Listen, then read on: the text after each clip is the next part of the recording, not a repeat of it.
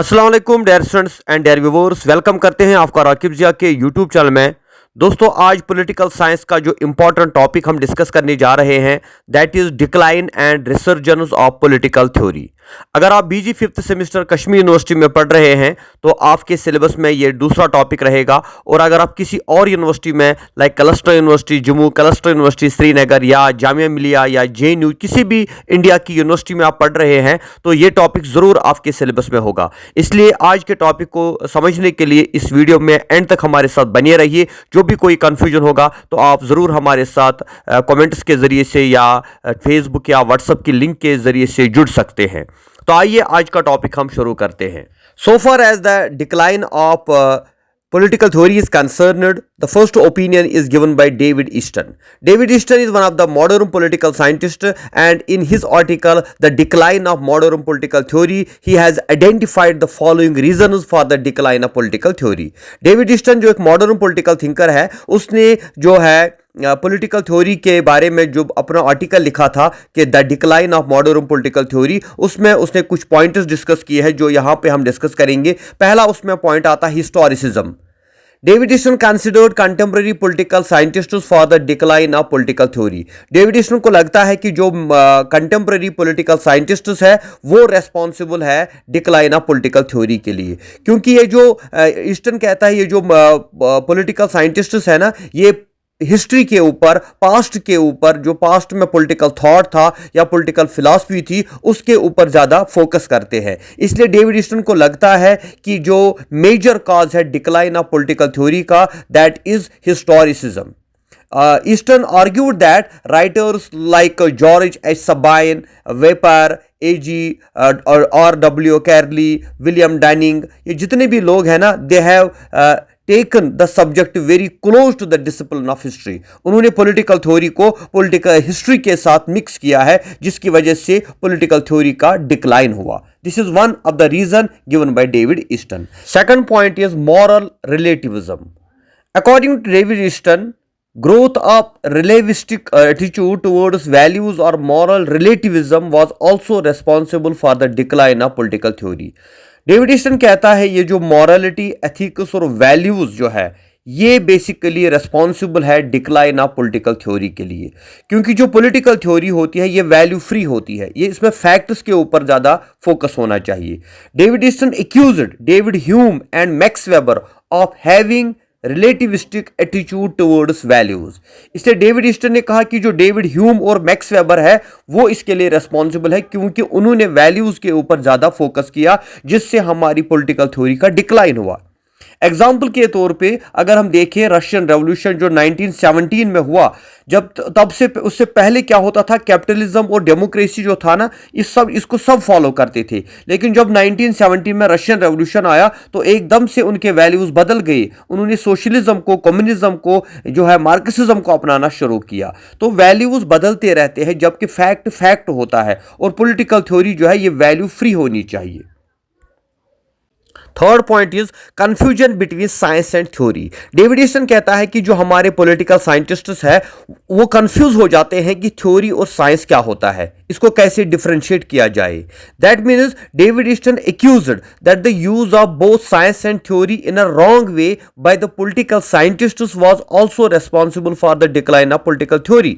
यानी David Easton कहता है कि जो साइंस और थ्योरी को गलत तरीके से इस्तेमाल किया गया पॉलिटिकल साइंटिस्ट्स की तरफ से, ये भी एक कॉज बन जाता है डिक्लाइन ऑफ पॉलिटिकल थ्योरी का। जबकि theory they confuse science with theory and forget that theory goes beyond science. यानी साइंस और थ्योरी में काफ़ी अंतर होता है। साइंस इज फैक्ट, इसमें कोई दूसरा राय नहीं होता, जैसे 2 + 2 = 4। जबकि थ्योरी में हम अलग अलग चीज़ों पे, अलग अलग डिस्कशंस पे अलग अलग एनालिसिस देते हैं और हमारा कंक्लूजन भी अलग अलग आ जाता है। That is why the traditionalists and behaviorists have both been engaged for a long time in controversy whether what ought to be is more important or what is. यानी what ought to be or what is, इसके बीच में वो confusion में रहे। ट्रेडिशनलिस्ट्स कुछ बात बोलते थे और बिहेवियरिस्ट्स कुछ और कहते थे। जबकि हम देखें जो ट्रेडिशनलिस्ट्स थे उनका कहना था कि व्हाट इज स्टेट क्या है, हम उसी पे फोकस करते हैं। लेकिन जो बिहेवियरिस्ट्स थे वो कहते थे व्हाट ऑट टू बी, क्या होना चाहिए। इसलिए इस कंट्रोवर्सी को लेकर हमारी पॉलिटिकल थ्योरी में भी डिक्लाइन शुरू हुआ, क्योंकि उन पॉलिटिकल साइंटिस्ट्स के दिमागों में कंफ्यूजन था साइंस और थ्योरी को लेकर। जैसे कभी बोला गया पॉलिटिकल साइंस इज साइंस, कभी बोला गया political science is a theory. तो इसलिए ये क्लियर ना हुआ, तो ये वजह भी बन गई डिक्लाइन ऑफ पॉलिटिकल थ्योरी की। Fourth point is hyper factualism. Hyper factualism क्या होता है? डेविड ईस्टन कहता है कि जो पॉलिटिकल थ्योरी है, पॉलिटिकल थ्योरी में परफेक्ट एक्यूरेसी नहीं हो सकती है। और हाइपर फैक्चुअलिज्म का मतलब होता है कि आप एक्यूरेसी की बात करते हैं, आप फैक्ट्स की बात करते हैं, लेकिन ये चीज़ यूज़ होती है साइंस में। वहाँ पर आपको जो भी बात कहनी है वो एक्यूरेट होनी होती है, उसमें कोई डाउट, कोई कंफ्यूजन नहीं होता है। जबकि हम अगर पॉलिटिकल थ्योरी की बात करें तो पॉलिटिकल थ्योरी में हाइपर फैक्चुअलिज्म का कंसेप्ट यूज नहीं हो सकता। ईस्टन कहता है कि hyper factualism is another cause for the decline of political theory. Hyper factualism से क्या हुआ? पॉलिटिकल थ्योरी का डिक्लाइन हुआ। अगर हम बात करेंगे ब्रेस की, जो एक पॉलिटिकल साइंटिस्ट है, is generally charged with over stressing hyper factualism. उसने क्या किया पॉलिटिकल थ्योरी में? उसने हाइपर फैक्चुअलिज्म के ऊपर जो है ज्यादा फोकस किया, जबकि ऐसा पॉसिबल नहीं होता। Easton accepted the need of the fact in theory. वो कहता है जो फैक्ट्स होते हैं ना, उसके पीछे एक थ्योरी होती है। In order to make a scientific theory, तब जाके एक साइंटिफिक थ्योरी बन जाती है। लेकिन हाइपरफैक्चुअलिज्म बिकम्स ए मेलोडी। हाइपरफैक्चुअलिज्म का कोई रेलेवेंस नहीं है, क्योंकि पॉलिटिकल थ्योरी में इसको अप्लाई नहीं किया जा सकता। और this became the one of the cause for the decline of political theory. तो ये तो हो गया डेविड ईस्टन का। अब इसके बाद हमारा दूसरा पॉलिटिकल साइंटिस्ट है एल्फ्रेड कोबेन। एल्फ्रेड कोबेन ने अपनी ओपिनियन दी है कि what is the reason, What are the factors responsible for the decline of political theory? उसमें पहला आता है external factors. External factors like David Easton, Alfred Coben also argued that the political theory was on the decline. David Easton की तरह Alfred Coben भी का भी यही मानना है कि political theory decline हो रही है. He said that there has been an intellectual tradition extending over some 2500 years of constant interaction between the ideas and institutions. वो कहता है कि जो intellectual tradition बन गया है पिछले 2500 साल में, जो थॉट्स, जो आइडियाज हम पढ़ते आए हैं, उनकी आज के टाइम में कोई रेलेवेंस नहीं है। But no such synthesis has appeared since the end of the 18th century. 18th century के बाद कोई नया थॉट नहीं आया, बल्कि हम उन्हीं पुरानी चीज़ों को जो है फॉलो कर रहे हैं। जबकि हम देखते हैं कि जो प्रेजेंट टाइम है, प्रेजेंट टाइम में काफ़ी चेंजेस आ चुकी है। जो आज हमारी ह्यूज मिलिट्री कॉम्प्लेक्स है, या हम ब्यूरोक्रेटिक सिस्टम की हम बात करें, या जो हमारा डेमोक्रेटिक सिस्टम है, या टोटलिटेरियन रिजीम्स जो है, इनमें अलग चीज़ों की हमें ज़रूरत है। इसलिए 19th और 20th century did not make any serious effort to develop the theory of democracy to suit the new requirements. इसलिए डेविड ईस्टन की तरह एल्फ्रेड कोबेन का भी यही ओपिनियन है कि पॉलिटिकल थ्योरी जो है वो डिक्लाइन हो रही है। उसका एक्सटर्नल फैक्टर उसने बता दिया। अब उसके बाद वो कहता है internal condition of the discipline. Cubbon को लगता है कि जो इंटरनल कंडीशन हमारे पॉलिटिकल साइंस की है वो ये है कि जो प्लेटो से लेकर मार्क्स तक जो थॉट था वो एथिक्स के बेस पे था, उसमें मॉरलिटी और एथिक्स हुआ करता था। लेकिन बाद में जो पॉलिटिकल साइंटिस्ट्स आए उन्होंने इसमें साइंस को जोड़ दिया, फैक्ट्स को जोड़ दिया और इसको वैल्यू फ्री बना दिया, जबकि ये पॉसिबल नहीं है, क्योंकि पॉलिटिकल थ्योरी जो है ये एक सोशल साइंस है और इसमें वैल्यूज और मॉरलिटी का एक इंपॉर्टेंट रोल है। ए political scientist should be morally involved if he wants to contribute effectively to a discourse on politics. एक पॉलिटिकल साइंटिस्ट जो है उसके अंदर मॉरलिटी और एथिक्स भी का होना जरूरी है, अगर वो सचमुच पॉलिटिक्स में कोई कुछ चीज कंट्रीब्यूट करना चाहता है। Political philosophy is dead and Coben feels that empiricists and positivists have contributed a great deal to its extension. Political philosophy जो है वो ख़त्म हो चुकी है, इसलिए जो हमारे एम्पेरिसिस्ट्स और पॉजिटिविस्ट्स है ना, उन्होंने काफ़ी ज़्यादा कंट्रीब्यूट किया है इसको एक्सटेंड करने में। So these are some reasons or factors responsible for the decline of political theory.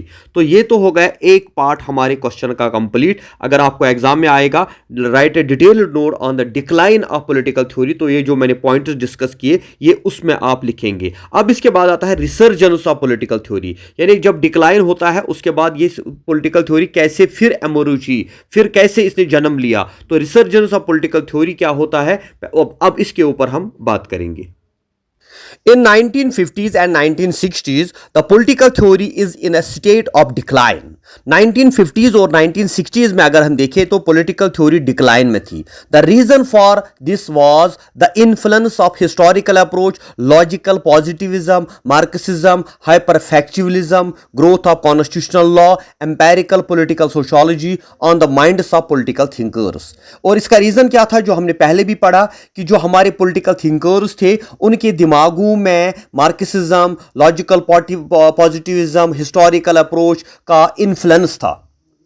इसलिए जब हम देखते हैं कि जो इससे बर्लिन जो था, Berlin says that political theory is neither dead nor in the state of decline. लेकिन अगर हम बर्लिन की बात करें, वो कहता है कि पॉलिटिकल थ्योरी कभी मरी नहीं और न कभी डिक्लाइन में थी. He argued that there can never be any kind of society, and if even as such a society exists, in the society's goals would always carry different and incomplete meaning to different persons in different situations. वो कहता है कि जो भी कोई society होती है उस सोसाइटी में हम देखते हैं कि जो डिफरेंट पर्सन्स होते हैं उनके डिफरेंट सिचुएशंस या डिफरेंट ओपिनियंस होती है. इसलिए ये कहना कि पॉलिटिकल थ्योरी डेड थी, पॉलिटिकल थ्योरी खत्म हो चुकी थी, इसलिए thus he says that there can't be an age without political philosophy. इसलिए वो कहते हैं कि पॉलिटिकल फिलॉसफी के बगैर कोई जमाना था ही नहीं, कोई दौर है ही नहीं. It is impossible. Berlin argued that as long as rational curiosity existed political theory would not die और डिसअपियर. बर्लिन का ओपिनियन यह है कि जब तक लोगों के दिमागों में पॉलिटिकल थॉट है, वो पॉलिटिकल एनिमल है, उनके अंदर पॉलिटिकल क्यूरियोसिटी है, तब तक पॉलिटिकल थ्योरी कभी डिसअपियर नहीं होगी और न कभी मर सकती है. और सेम इसी तरह से ओपिनियन हम देखें जॉर्ज एस सबाइन का.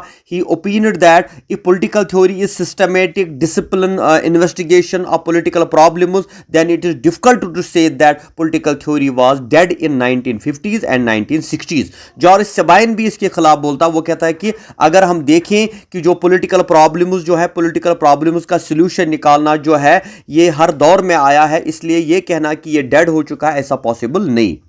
सो according to him, political theory was alive in the works of Arendt, Leo Strauss, John Rawls, Robert Nozick, Herbert Marcuse and Eric Voegelin. यानी ये जितने भी पॉलिटिकल साइंटिस्ट्स हैं, इन्होंने जो बुक्स लिखी है, इनका जो थॉट है, इसकी वजह से पॉलिटिकल थ्योरी जिंदा रही. बिकॉज अगर हम इन पॉलिटिकल साइंटिस्ट्स की हम बात करें, जॉन रॉल्स की हम बात करें, उसने 2 बुक्स लिखी है, justice as fairness and the theory of justice 1971 में, 1957 में. इसी तरह जो है इंट्रोडक्शन टू लेविथॉन, ये 2 बुक्स लिखी गई. ऑन रैशनलिज्म 1960 पे में, और इस तरह से बहुत सारी. कार्ल पॉपर ने लिखी है open society it is enemies. या मार्क्स और हैगल की हम बात करें तो इन सब लोगों ने जो कंट्रीब्यूट किया है, इससे पॉलिटिकल थ्योरी कभी मरी नहीं बल्कि हमेशा जिंदा रही. But The following new themes have surfaced during the resurgence of political theory. यानी पॉलिटिकल थ्योरी में ये कुछ नई चीज़ें आ गई है जिससे हमें लगता है कि पॉलिटिकल थ्योरी का रिसर्जेंस हुआ, फिर से एक नया जन्म पॉलिटिकल थ्योरी ने लिया. पहला उसमें आता है कम्युनिटेरियनिज्म. Theorists like Michael Waters, Michael Sandel, Alzheimer and Charles Taylor belonged to this school. They rejected the liberal conception of individualized self and hold that self is part of social relations in which he or she is embedded. यानी जो communitarian thought था, इस communitarian thought के जो मानने वाले हैं तो उन्होंने भी पॉलिटिकल थ्योरी में एक नई जान डाल दी. उसके बाद पोस्ट मॉडर्निज्म की हम बात करें, it goes genesis in the writings of Jacques Derrida, Michael Fort and Jane Francis Lyot. These scholars attacked the universalistic foundations of political theory and stressed on decentered fragmented nature of human experience, identity and culture are the prominent aspects on which post-modernists have emphasized. यानी इन्होंने क्या, इन्होंने culture identity को ज़्यादा focus किया और जो नए नए थॉट्स थे उसमें पॉलिटिकल थ्योरी में एक नई जान डाल दी। उसके बाद एक और चीज़ यहाँ पे आती है multi culturalism. Like scholars like I. M. Young, Biko Parekh have laid stress on the attribute of culture as context of experience and human well-being. यानी इन्होंने कल्चर पे काफ़ी ज़्यादा फोकस किया, कहा कि इंसान के लिए ये चीज़ें बड़ी ज़रूरी है। They blame that the contemporary political theory of being culture based and neglected the concern of different cultural groups. As such, they have favored a regime of group differentiated rights to address discrimination out to cultural identities as well as the ambit of democracy. तो बिकू पारेख हो या rethinking multiculturalism जो है और important work सन, यानी multiculturalism का जो concept आया इसने भी इसको पॉलिटिकल थ्योरी को एक नई शेप दी। Then feminism. The theorists of this school have attacked the alleged neutrality of public sphere. Instead, they locate structure of power that symbolize power of men over men. It neglects the aspect of gender and resulted in the subjugation of women. उन्होंने इस बात पे focus किया कि man जो है उसने women को डोमिनेट किया है, वो उनको अपना गुलाम बन, जेंडर डिस्क्रिमिनेशन की बात यहाँ पे की। फिर उसके बाद आता है environmentalism. The theorists of this school have attacked the notion of progress that has led to the duplication of flora and fauna over the years. यानी आज जो हम ग्लोबल वार्मिंग की बात करते हैं या जो एनवायरमेंटल इश्यूज़ की हम बात करते हैं, तो इन चीज़ों पर भी पॉलिटिकल डिस्कशन शुरू हो गई। Instead, they place ecological components at the center of political theory and emphasize यानी इकोलॉजिकल अप्रोच जो पॉलिटिकल थ्योरी में यूज़ होता है, जिसपे इकोलॉजी एनवायरमेंट पे ज़्यादा फोकस किया जाता है।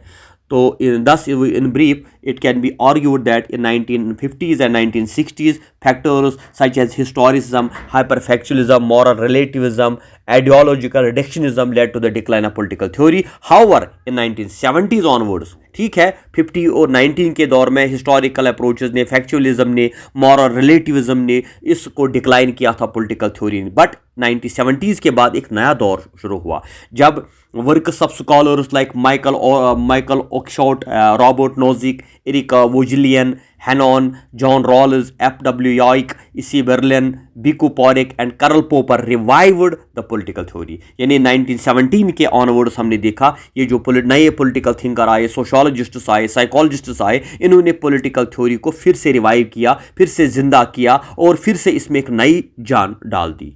So it was all about the decline and resurgence of political theory. I hope कि बहुत सारे concepts आपके clear हुए होंगे. If there is any doubt, any confusion, तो directly call me on 9906543102 और directly contact me on WhatsApp, Facebook, जिसका link मैंने डिस्क्रिप्शन में दिया है। हम कोशिश करेंगे आगे भी जो कंसेप्ट्स है उनको समझाने की, उनको क्लियर करने की, और इसके लिए जो आपको कोई भी गाइडेंस चाहे, इन्फॉर्मेशन चाहे, वो हम आपको प्रोवाइड करेंगे। Thank you very much. खुदा हाफिज़। हमें अपनी दुआओं में याद रखिएगा।